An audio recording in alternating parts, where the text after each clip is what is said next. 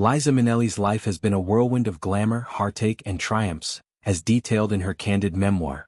From her early days under the shadow of her famous mother to her own stellar career, she shares intimate stories that paint a vivid picture of resilience amid chaos. One poignant memory is when her mother gathered her and her sister Lorna, with their baby brother Joey too young to decide, and offered a choice: stay in Los Angeles for a stable school life or join her on the road. The allure of adventure won out, leading to a nomadic existence in hotels, various schools, 22 in total for Liza, and ever-changing cities.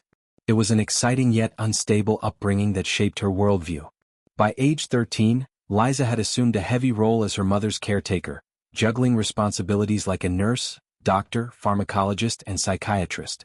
She frequently contacted doctors to refill prescriptions, pleading as a child for her mama's needs. This early burden highlighted the complexities of growing up in a celebrity family.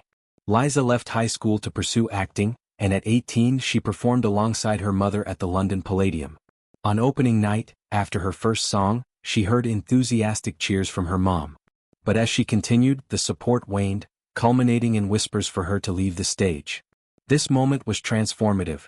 She started as her mother's daughter but ended as a performer sharing the spotlight with a legend. The applause affirmed her talent, marking the beginning of her independent path.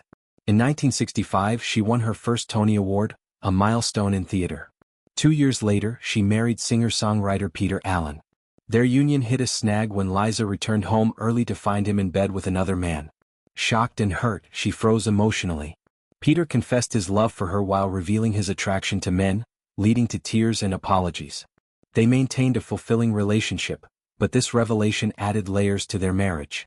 Liza's career soared with a record deal and an Oscar nomination for The Sterile Cuckoo. However, tragedy struck on June 22, 1969, with her mother's accidental overdose death. Liza grieved intensely, crying for days.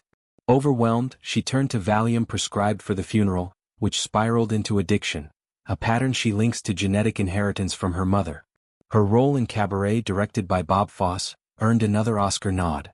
Doubting her chances against Diana Ross, she skipped preparing a speech. At the ceremony, flanked by her father and fiancé Desi Arnaz Jr., she won a surreal moment. The TV special Liza with AZ further cemented her fame.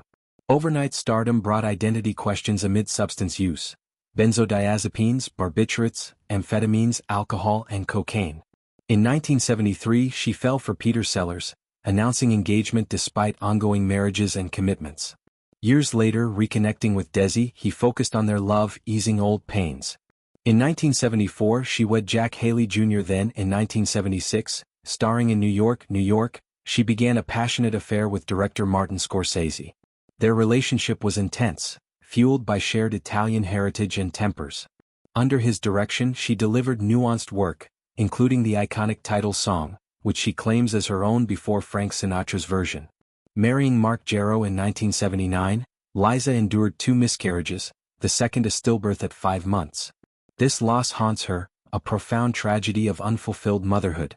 Her comedic role in Arthur was a hit, but escalating drug use led to rehab in 1984, prompted by Sister Lorna. Initially downplaying her issue, she confronted denial. Elizabeth Taylor's intervention in 1985 reinforced the need for sobriety. Collaborations like with Pet Shop Boys and touring with Sinatra and Davis Jr. kept her active. In 1994, moving to LA, her home became a hub for stars like Madonna and Tony Bennett, with KFC dinners leading to piano sing-alongs. Nearing 50, chronic pain led to OxyContin dependency. Meeting David Gest in 2001, their lavish 2002 wedding, with Michael Jackson and Elizabeth Taylor in key roles, turned sour. Gest's controlling behavior made her feel imprisoned, leading to divorce in 2003. Dating preferences now include an elegant older man, a passionate 40-year-old, or a young mystery companion.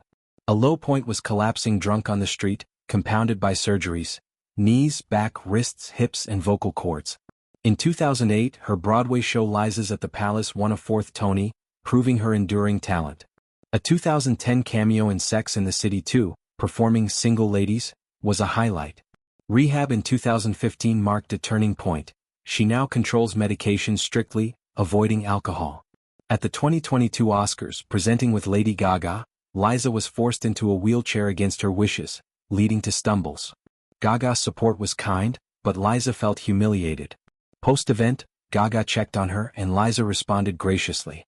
The Best Picture winner, Coda, symbolized her memoir as her own coda, her truth and rainbow after storms.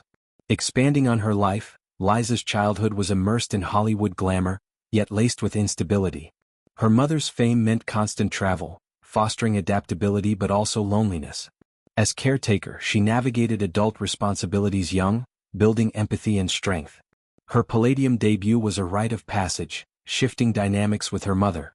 Tony wins and marriages reflected a search for validation and love amid chaos.